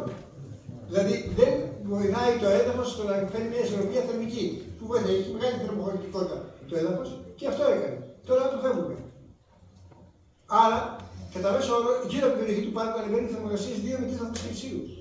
Μειώνει τη θερμοκρασία του εδάφους επίσης. Τι άλλο κάνει? Πέφτει η βροχή απάνω σε αυτά και απάνω στις επιφάνειες των φωτοβολταϊκών τρέχει γρήγορα η βροχή, πάει λίγο στο έδαφος, αλλά φεύγει με μεγάλη ταχύτητα όπως έχει έρθει απάνω και απορρέει. Πού? Στα ρέματα. Δεν απορροφάται τόσο πολύ, δεν διεισδύει στο έδαφος για να δημιουργηθεί υπόγειες υδροφόρων στους ορίζοντες. Και πολλά άλλα για την βιοποικιλότητα, δεν θέλω να επεκταθώ. Αλλά έχει επίσης η μπαταρία και αυτή καθεαυτή κινδύνους. Η μπαταρία μπορεί να υπερδυναμωθεί. Δεν έχει λυθεί ακόμα. Βλέπετε αυτοκίνητα που παίρνουν φωτιά. Με μπαταρίες πάλι λιθίου. Τι γίνεται? Δεν έχει, και στις μεγάλες μπαταρίες συμβαίνει αυτό. Εάν γίνει διαρροή, αν υπερθερμανθεί, γίνεται διαρροή και μπορεί να γίνει σκάει κάπου το κέλυφος και φεύγει. Και η διαρροή έχει επικίνδυνες χημικές ουσίες με θηλυκόξη μέσα. Αν πάρει φωτιά, ακόμα χειρότερα. Καίγονται αυτά και βγάζουν τοξικούς καπνούς, διοξείδιο του άνθρακος, μαύρους καπνούς. Πρέπει να φεύγουμε μακριά και στα πνεύματα. Γι' αυτό και όσοι η Ελοπία νομίζω αντιμετώπισε ένα θέμα με τις μπαταρίες, κάπως την κλείτωσε προσωρινά, ελπίζω συνέχεια. Αλλά είναι ένα θέμα, πάρει μια φωτιά αυτό και την έβγαλε κάτι, κυρίως στα παιδιά. Και μπορεί να προκαλέσει και σχέσεις πυρκαγιές. Τώρα, στις περιβαλλοντολογικές μελέτες λέγονται ένα κάνον εσφαλμένες εκφράσεις. Να μην τις πω ψέματα, γιατί μπορεί αυτοί που τα γράφουν να μην έχουν συνείδηση τι λένε. Γράφουν ευνοϊκά για να ευνοήσουν τον πελάτη τους. Τι λέει? Λένε τα υπόγεια δεν μαθαίνουν τίποτα. Μα τώρα μόλις είπαμε ότι η ταχύτητα απορροή. Πώς δεν μαθαίνουν τίποτα? Λένε επειδή αυτά όλα έχουν υποσταθμούς και μεταφέρουν την ενέργειά τους σε δίκτυα υψηλής τάσης, τα κάνουν υπόγεια τώρα. Δεν τα κάνουν υπέργεια, γιατί εκεί πια είναι χαμός. Τα κάνουν υπόγεια, υπογειοποιημένα και λένε ότι εκεί δεν υπάρχουν δραματικά πεδία. Τι λέτε, ρε παιδιά? Υπάρχουν, απλώς είναι μέσα στα όρια που λένε οι ευρωπαϊκοί κανονισμοί, στους οποίους κύριος είναι ποιος τους έπιαξε. Άρα σου λέει μέχρι 100 μακροτέσλα είμαι εντάξει. Και αυτά κάνουν 20-30 μακροτέσλα. Γίνεται όμως τα παιδιά επιδημιολογικές έρευνες. Σας αποκαλώ παιδιά έτσι. Αισθάνομαι ότι είναι πολύ νεανικό το θέμα και πρέπει να το κυνηγήσουμε με ελληνική ορμή. Γίνονται περιβαλλοντικές μελέτες, επιδημιολογικές μελέτες και βγάζουν ότι για μερικά μόνο μακροτέσλα διπλασιάζεται η παιδική λευκαιμία στην περιοχή που γίνεται. Δηλαδή, αν έχει ένα υποσταθμό με γραμμές μεταφοράς, είναι επικίνδυνες. Αν περνάνε παιδιά, εδώ πήγα στο Μύτικα στην Καλκίδα, μια και αναφέρεται στην Έπειρο, κύριο εκεί από εκεί. Πήγα στο Μύτικα και θέλω να περάσουν η υπογειοποιημένη γραμμή υψηλής τάσης μέσα στο Μύτικα. Διακόπτηκε. Το διακόπτηκε. Εγώ έκανα την έκθεση ως συνήθως και είπα για αυτές τις επιδημιολογικές μελέτες που γίνονται, δίπλα από σχολείο πέραγε η γραμμή. Είναι απίστευτη δηλαδή η θρασίτητα και η άγνοια. Άγνοια δεν υπάρχει. Όχι, αυτό που τα γράφουν στις περιβαλλοντικές μελέτες. Εντάξει, μπορεί και.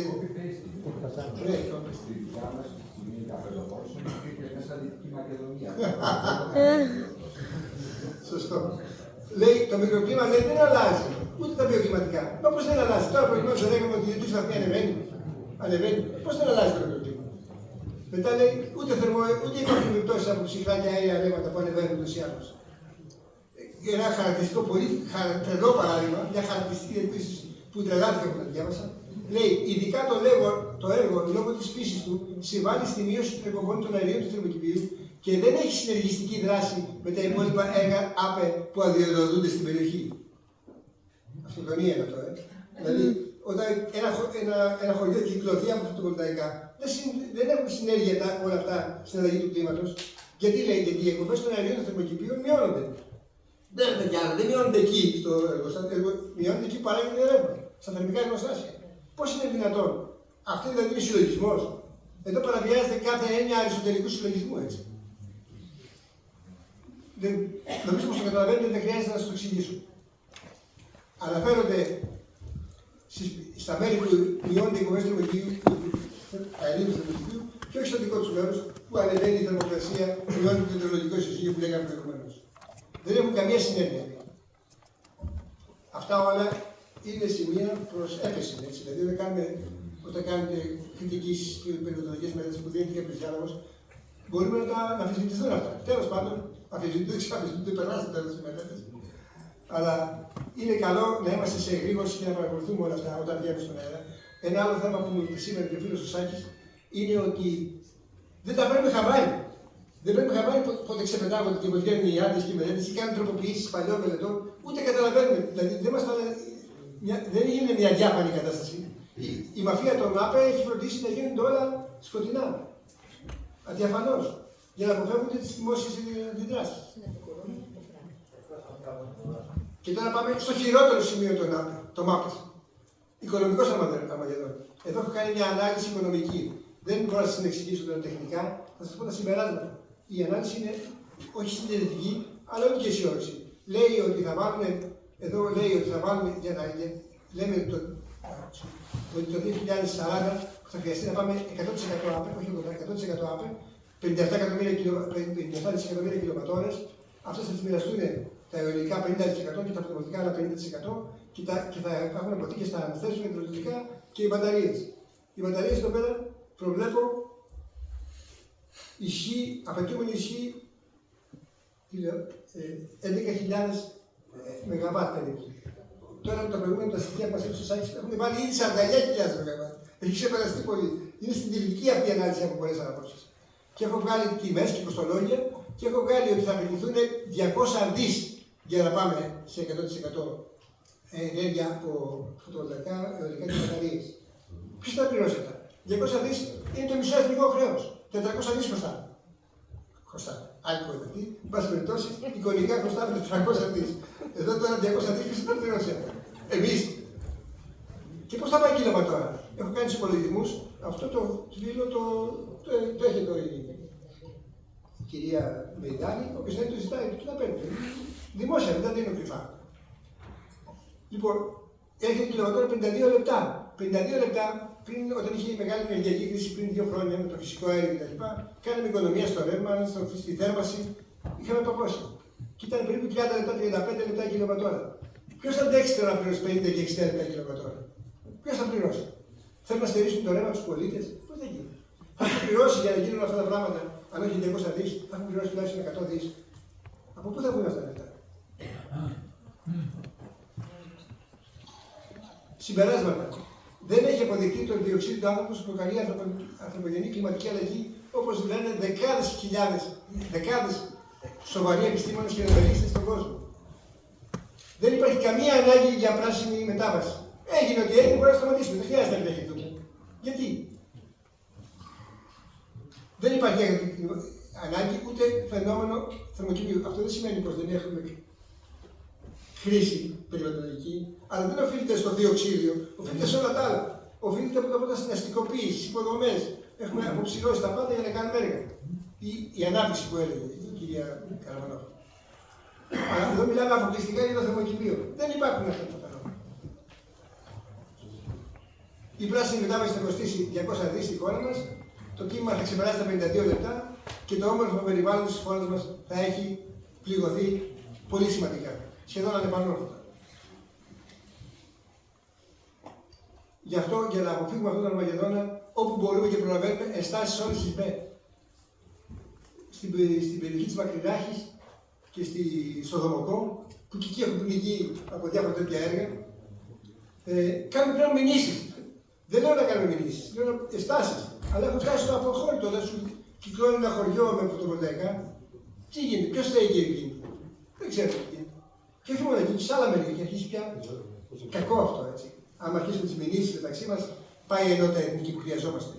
Αλλά πρέπει κατά κάποιο τρόπο να προστατεύσουμε τις περιοχές και να προστατευτούμε από την οικονομική καταστροφή. Και μάλιστα κλείνω με αυτό λέγοντας, εάν ισχύει αυτό που λένε ότι υπάρχει πρόβλημα με το θερμοκήπιο και το διοξείδιο του άνθρακος, τότε γιατί δεν βάζουμε πυρηνικά? Τα πυρηνικά θα κοστίσουν το πολύ 30 δις, όχι 200 δις. Και είναι πολύ πιο περιβαλλοντικά φιλικά. Δεν καταστρέφουν τίποτα. Μόνο μια περιοχή τοπικά. Χτίζει το εργοστάσιο και τελειώνει. Χτίζει σε δύο περιοχές, καλύπτει όλη την Ελλάδα. Εγώ το λέω αυτό και έχω σπουδάσει και πυρηνική μηχανική. Και το λέω με τα λόγω γνώσεως. Αυτά που λένε είναι δαιμονοποίηση των πυρηνικών, όπως έχουν δαιμονοποιήσει όλες τις μορφές συμβατικής ενέργειας. Και δεν πιστεύουμε όμως σε αυτές τις θεωρίες χωρίς αποδείξεις. Και γι' αυτό σας καλώ να συμμετέχουμε όλοι στην προσπάθεια για να σταματήσει αυτή η λέλαπα. Όσο το δυνατόν νωρίτερα. Ευχαριστώ για την προσοχή σας.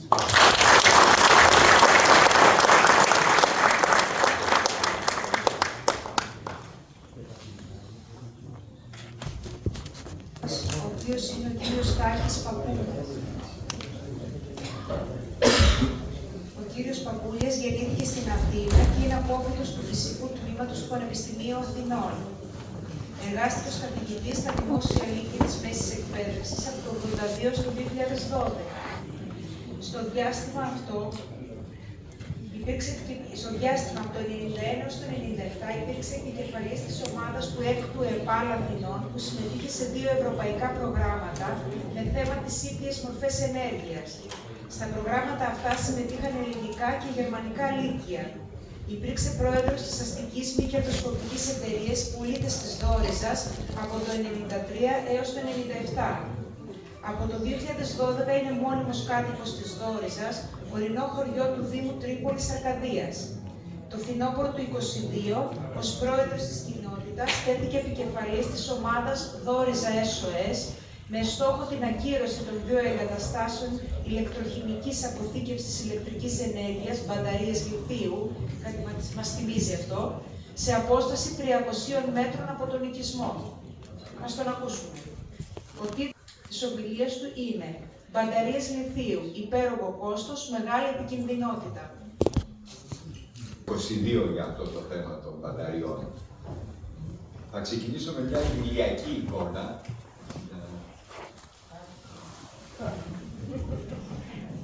Είναι ωραίο, μόνο που πίσω από αυτές τις εικόνες κρύβονται αυτά. Αυτό που βλέπετε είναι ένα ορυχείο λιθίου. Για να φτιαχτεί μια μπαταρία αυτοκίνητου πρέπει να βγάλουν από εδώ 500 τόνους μετάλλευμα. Και η μπαταρία αυτοκινήτου είναι αυτό το απλό πραγματάκι που βλέπετε εδώ στο κάτω μέρος του αυτοκινήτου. Ας ξανάρθουμε λοιπόν εδώ. Στο χωριό μας το 2022, μια εταιρεία που λέγεται Arcadia Storage πήρε έγκριση περιβαλλοντικών όρων, το 2023 πήρε, από το Υπουργείο Ενέργειας για εγκατάσταση μπαταριών. Δηλώνει λοιπόν στη μελέτη περιβαλλοντικών επιπτώσεων κόστος έργου με τιμές 250 ΜΒ ήταν η εγκατάσταση, αρκετά μεγάλη. Κόστος έργου με τιμές του 2022 280 εκατομμύρια ευρώ, από τα οποία τα 100 εκατομμύρια ευρώ είναι το κόστος για την αγορά των μπαταριών. Αν θέλετε να βλέπετε και τι σημαίνει πάρκο μπαταριών, είναι 300 ΜΒ αυτό που βλέπετε στην Αυστραλία και θα πούμε γιατί καπνίζει. Ψάχνοντας το θέμα, και λόγω ειδικότητας, όλες οι μελέτες λένε ότι οι μπαταρίες αυτές που μπορούν να λειτουργήσουν 7 με 10 χρόνια, στην καλύτερη των περιπτώσεων.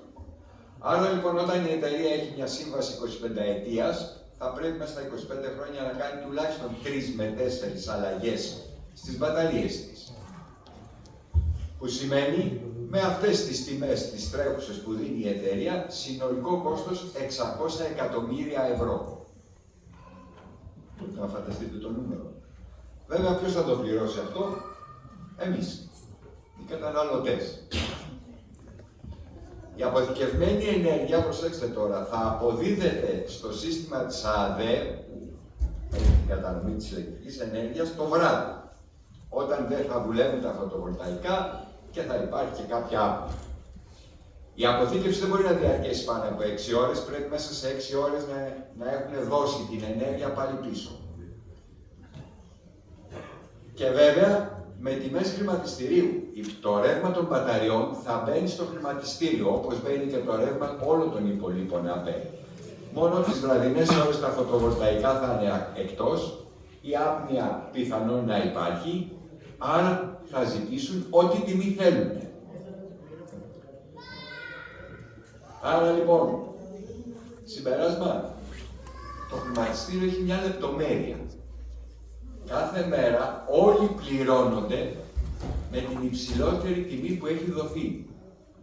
Δεν ξέρω αν το έχετε παρακολουθήσει στο χρηματιστήριο ενέργειας, αλλά αν κάποιος το πρωί πει 50, το άλλος πει το μεσημέρι 70 και η μπαταρία το βράδυ πει 200, όλοι θα πληρωθούν με 200. Είναι στημένο το παιχνίδι από όλες τις μεριές.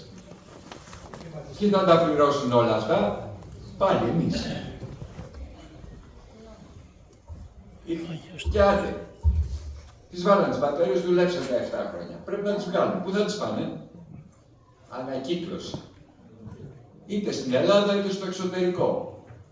Πόσο κοστίζει μια ανακύκλωση ενός τέτοιου συγκροτήματος? Μιλάμε για 3.150 στοιχεία μπαταριών μέσα σε 75 κοντέινερ. Σαν αυτά που βλέπετε. Πρέπει να πληρωθεί η ανακύκλωση. Μεταφορά. Ξύλωμα, αλλά και μεταφορά, εργοστάσιο που θα τις παραλάβει και θα τις ανακυκλώσει και θα τα πληρώσουν πάλι εμείς.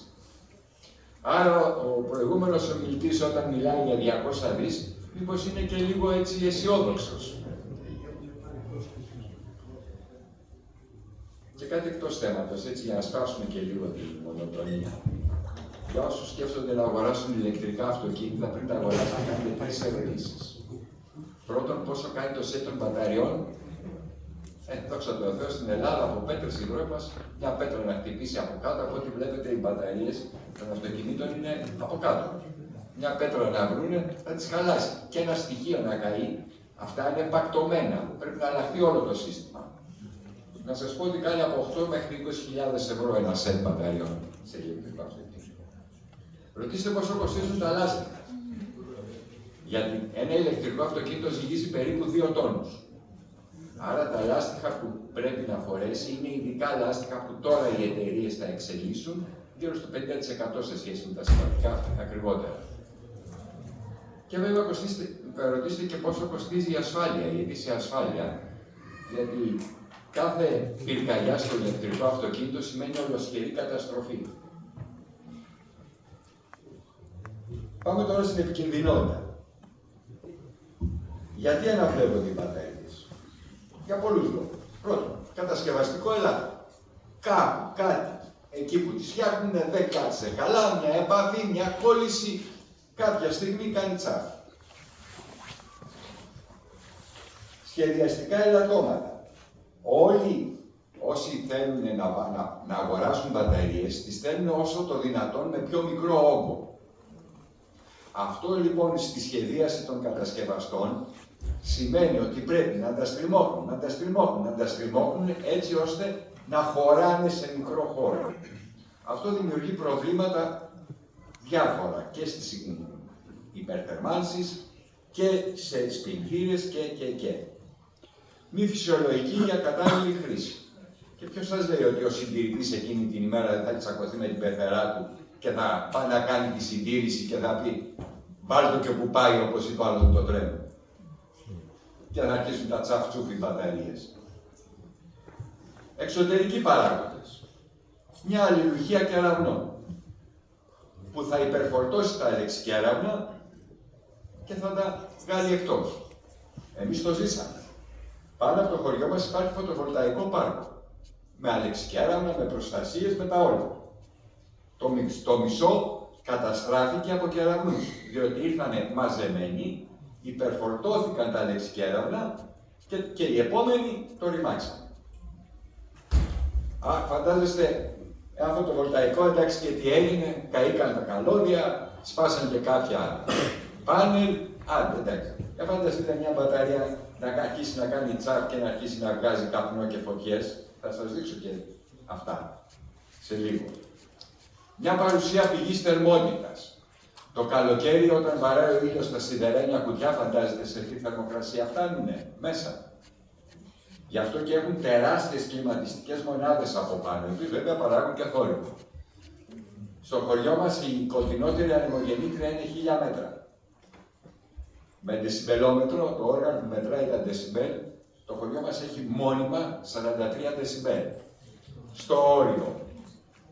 45 είναι το όριο. Εμείς είμαστε στα 43. 1000 μέτρα είναι η πιο κοντινή ανεμογεννήτρια. Για φανταστείτε 75 τεράστια κλιματιστικά στα 400 μέτρα τι έχει να γίνει. Μια φωτιά δασική. Γύρω-γύρω έχει δάσος από εκεί που θέλουν να το βάλουν. Πήρε φωτιά από το δάσος. Στην Ελλάδα το έχουμε και φόβο. Έφτασε η φωτιά εκεί, ποιος θα τρέξει τώρα να σώσει τις μπαταρίες? Θα σηκωθούν να τρέχουν να φύγουν όλοι, ακόμα και οι πυροσβέστες. Θα σας πω και για την πυροσβέστες. Υπερβολικό φορτίο. Στην εγκατάσταση αυτή στην εταιρεία θα μπαίνει και θα βγαίνει ανά εξάωρο, ημερησίω δηλαδή, ενέργεια που καταναλώνουν σε ένα χρόνο 300 σπίτια. Το σπίτι μας καταναλώνει το χρόνο γύρω στις 5 μεγαβατόρες κατά μέσο όρο. 1250 μεγαβατόρες θα μπαίνουν και θα βγαίνουν ανά 6 ώρες. Δηλαδή, σαν να έχουμε 300 σπίτια επί ένα χρόνο και να το ρίχνουμε όλο μαζί μέσα. Και πάμε στο διατάφτα. Όταν μια μπαταρία λιθίου αναφλεγεί, δεν σβήνει. Ό,τι και να τις κάνετε, δεν σβήνει. Το λίθιο καίγεται με τον αέρα, το λίθιο καίγεται με το νερό. Λίθιο και νερό, εξώθερμοι 600 βαθμούς θερμοκρασία. Οι παλαιότεροι θυμόσαστε, έχετε σβήσει ασβέστη.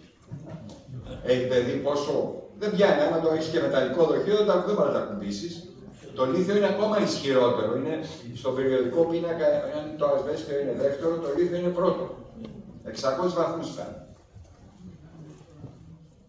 Γι' αυτό και στα εργαστήρια το λίθιο το αποθηκεύουν μέσα σε πετρέλαιο. Είναι ένα μαλακό μέταλλο, έτσι, σαν βούτυρο.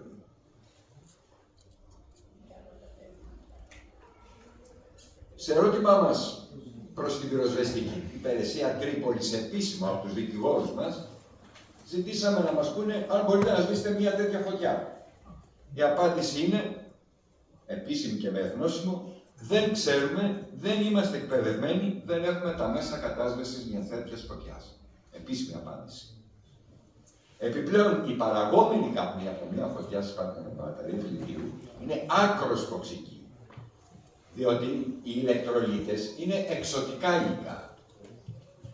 συν το λίθιο που παράγει ό,τι παράγει, συν το σίδηρο μέσα, συν. Οι μπαταρίες αυτές έχουν μέσα της Παναγιάς στα μάτια. Σε καμία μελέτη περιβαλλοντικών επιπτώσεων δεν μιλάνε για πυρόσβεση. Δεν υπάρχει μέσα στις μελέτες θέμα πώς τις σβήνουμε σε περίπτωση που συμβεί κάτι. Πουθενά. Για πάμε να δούμε τώρα παραδείγματα πυρκαγιών. Σας έδειξα πριν αυτή την εγκατάσταση που εδώ κάτι καπνίζει. Αυτό που καπνίζει είναι αυτό εδώ. 29 Ιουλίου του 2021 στην περιοχή Κέλλον της Μελβούρνης, Αυστραλία, σε πάρκο μπαταριών της γαλλικής εταιρείας Neoen, μεγάλο πολυεθνική, ισχύως 300 ΜΒ, πήρε φωτιά μία από τις μπαταρίες και έκαιγε επί 3 μέρες. Αυτό που βλέπετε έκαιγε 3 μέρες. Κατά δήλωση του επικεφαλής της πυροσβεστικής, 150 πυροσβέστες δεν μπορούσαν να κάνουν τίποτα άλλο από το να καταβρέχουν τις γειτονικές μπαταρίες για να μην διαδοθεί φωτιά και στις υπόλοιπες. Επιπλέον, δεν έχω τη φωτογραφία, ήταν πάρα πολύ αχνή, δεν μπορούσα να τη φτιάξω. Εκενώθηκε μια τεράστια περιοχή κοντά στη Μελβούρνη. Αυτή η περιοχή είναι κοντά στη Μελβούρνη.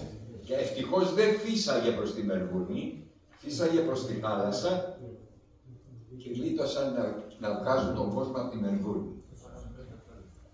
Όταν πρώτο είδαμε την ύπαρξη αυτών των μπαταριών στο χωριό μας, το πρώτο πράγμα που έκανα, πήρα τηλέφωνο ένα φίλο μου φυσικό, ο οποίος δούλευε 30 χρόνια σε υπηρεσία της Ευρωπαϊκής Ένωσης. Του λέω, Ανδρέα, το και το. Μου λέει, πόσο κοντά είναι η Τρίπολη, του λέω 5 χιλιόμετρα. Σχέδιο εκένωσης έχει η Τρίπολη, μου λέει. Αυτή ήταν η πρώτη κουβέντα, δεν είπε τίποτε άλλο. Ούτε να πει, πόσο επικίνδυνο. Σχέδιο εκένωσης έχει. Φυσικά δεν έχει. Για να πάμε παρακάτω. Για να πάμε αλλού. Εδώ. Και εδώ.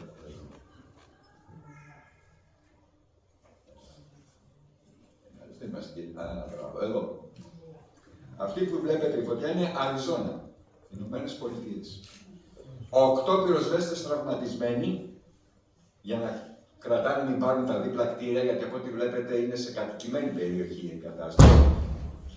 Η επίτροπος της Arizona Corporation Commission έστειλε η επιστολή και πρότεινε υπό το φως 2 πυρκαγιών στην Αριζόνα να σταματήσουν και να κλείσουν οι μπαταρίες, να σταματήσουν οι μπαταρίες στην Αριζόνα.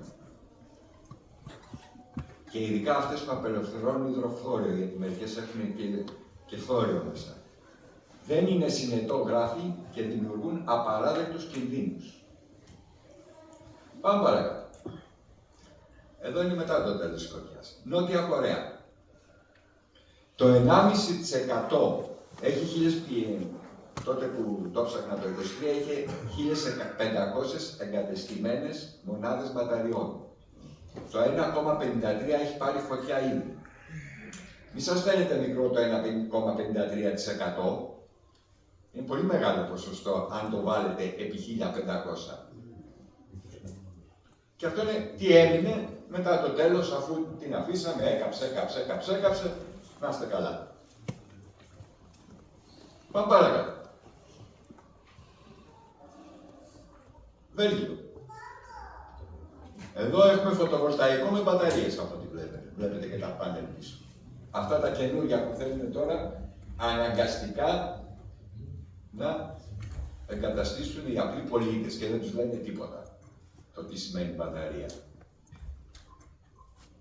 Οι καπνοί αυτοί που βλέπετε, έτσι και τις αναπνεύσεις, αν κοιμάσαι για παράδειγμα την ώρα που θα πάρει φωτιά, είναι νύχτα, παίρνει φωτιά η μπαταρία, κοιμάσαι εσύ, αναπνέεις το πρωί, έχεις τελειώσει. Θα μπορούσα να σας δείξω πάρα πολλές φωτογραφίες από πυρκαγιές ανθρώπων. Θα πάω στον Αστακό. Το θυμόσαστε το καράβι που καιγόταν 3 εβδομάδες. Ξέρετε τι είχε μέσα. Ηλεκτρικά αυτοκίνητα. Γι' αυτό δεν μπορούσε να μπουν κανένας μέσα και το άφησαν και κάει και ολόκληρο. Κάποιοι ίσως έχετε διαβάσει και για ένα καράβι που βούλιαξε στον Ατλαντικό από φωτιά. Αυτή τη στιγμή η πλειοκτήτρια εταιρεία έχει κάνει μήνυση στη Volkswagen και ζητάει ένα απίθανο ποσό σαν αποζημίωση Γιατί εκτός από Volkswagen μέσα είχε και Lamborghini και Ferrari, πήγαινε Αμερική όλο το φορτίο. Γιατί ένα Volkswagen πήρε φωτιά μέσα και κάνει και όλο το καράβι στον Ατλαντικό, δεν έμεινε τίποτα, βυθίστηκε. Οι Νορβηγοί πρώτοι και μετά οι δικοί μας εφοπλιστές είπαν όχι τα ηλεκτρικά στα καράβια. Ένα ηλεκτρικό, αν πάρει φωτιά μέσα στο καράβι, πάει το καράβι, τελείωσε.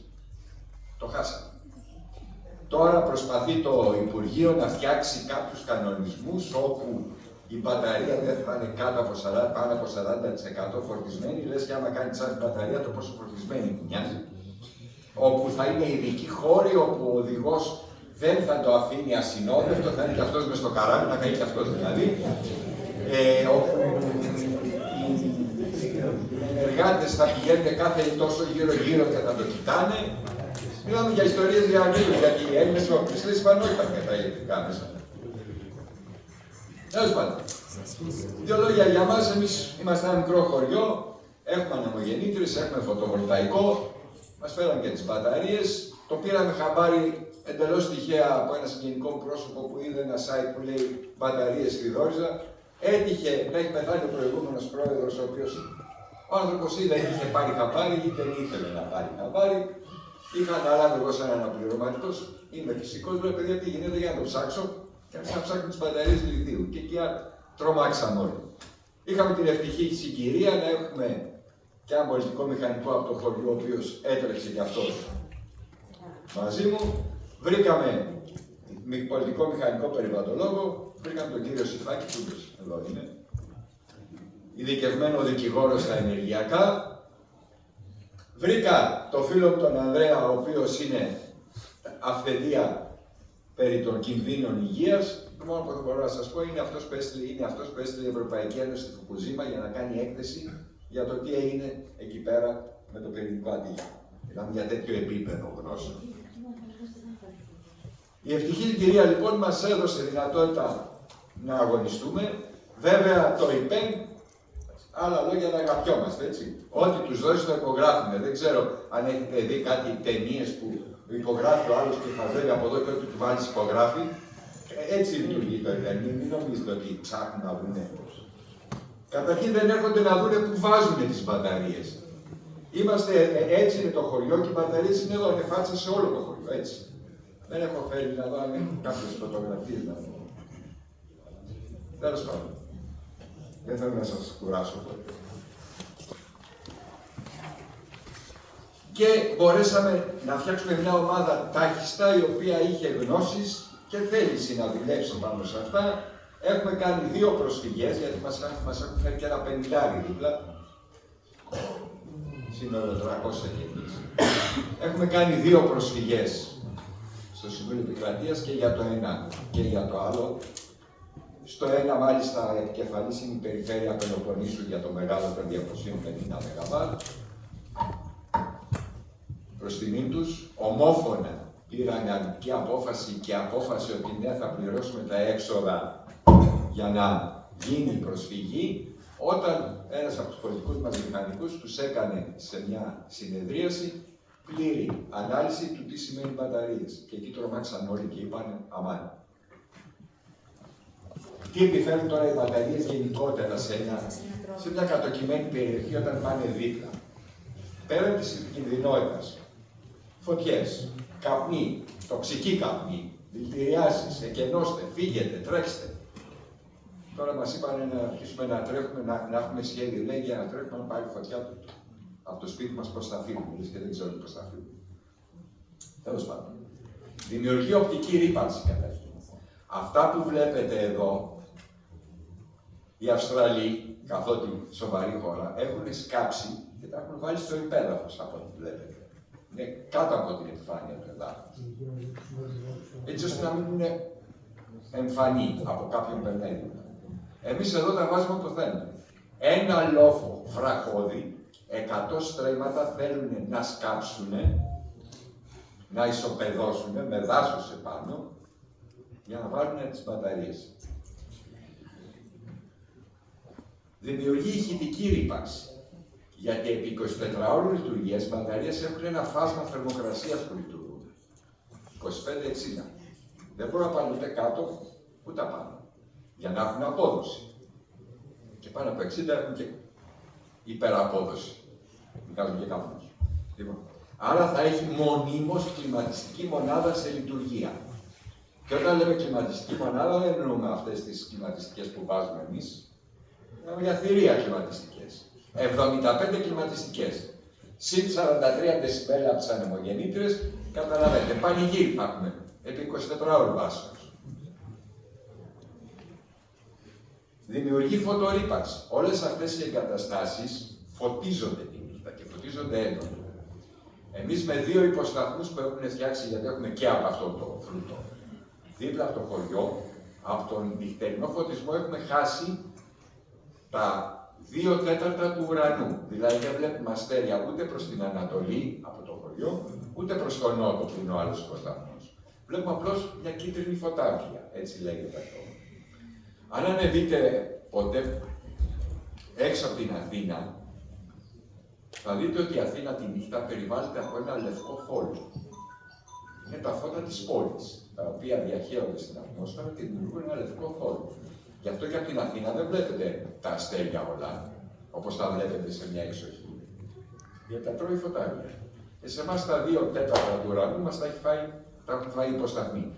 Φαντάστε λοιπόν και αυτό με επιπλέον φωτάρια και φάτσα τώρα στα σπίτια. Οι υποσταθμοί τουλάχιστον είναι πίσω από ένα λόφο. Αυτά θα είναι φάτσα στα σπίτια μας.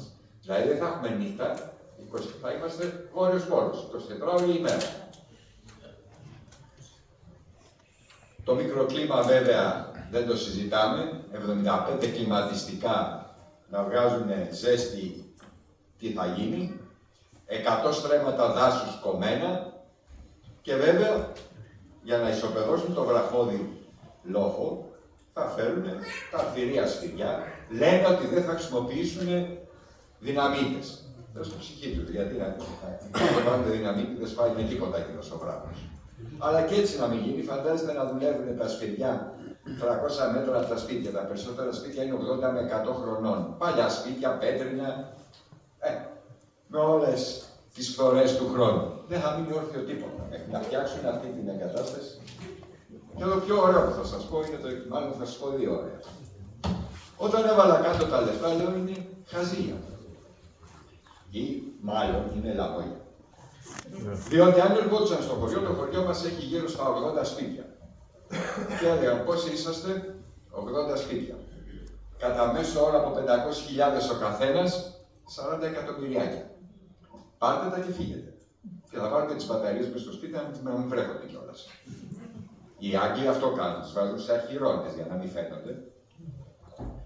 Πάνε νοικιάζουν αχυρώνες εκείνους τους μεγάλους αγγλικούς αχυρώνες και τους βάζουν μέσα. Και θα είχαμε κι εμείς φύγει με μια 500 στην τσέπη και αυτοί θα ήταν κύριοι, ούτε προσφυγές, ούτε τίποτα. Θα είχαν όλο το χωριό δικό τους να κάνουν ό,τι θέλουν μέσα. Με 40, όχι 280, άντε 180 να βγάλω τις μπαταρίες. Το δεύτερο που θα σας πω είναι πώς δουλεύει το σύστημα. Την 25η Μαρτίου είχε κατέβει η εγγονή μου στο χωριό, είναι 5 χρονών. Βγαίνοντας από την κεντρική πόρτα του σπιτιού, ακριβώς απέναντι είναι οι ανεμογεννήτριες. Είναι 5 χρονών ακριβώς. Μου λέει, παππού, κοίτα τι ωραίες που είναι οι ανεμογεννήτριες. Γιατί τις λέω, πού το μάθεις εσύ αυτό ότι είναι ωραίες οι ανεμογεννήτριες, στο σχολείο? Όχι, μου λέει, στα παιδικά. Είναι ωραίες οι ανεμογεννήτριες γιατί δίνουν ρεύμα στην παιδική χαρά. Προσέξτε πώς περνάνε λοιπόν στα παιδιά των 5 ετών το ότι είναι ωραίες οι ανεμογεννήτριες, είναι ωραία τα φωτοβολταϊκά, έχουν αρχίσει ήδη την πλήση εγκεφάλου στις νέες γενιές για να μην έχουν καμία αντίδραση σε όλα αυτά που έχουν να γίνει. Και αυτό είναι πραγματικό γεγονός. Ευχαριστώ πολύ, ελπίζω να μην σας πω.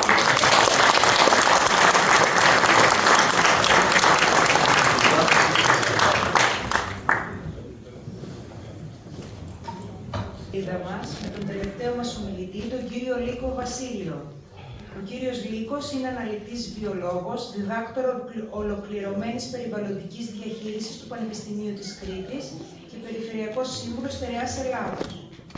Πράσινης ανάπτυξης σε αντίθεση με την ανάπτυξη της υπαίθρου και των τοπικών κοινωνιών. Για ποια περιφερειακή ενσωμάτωση μιλάμε? Καλησπέρα σας.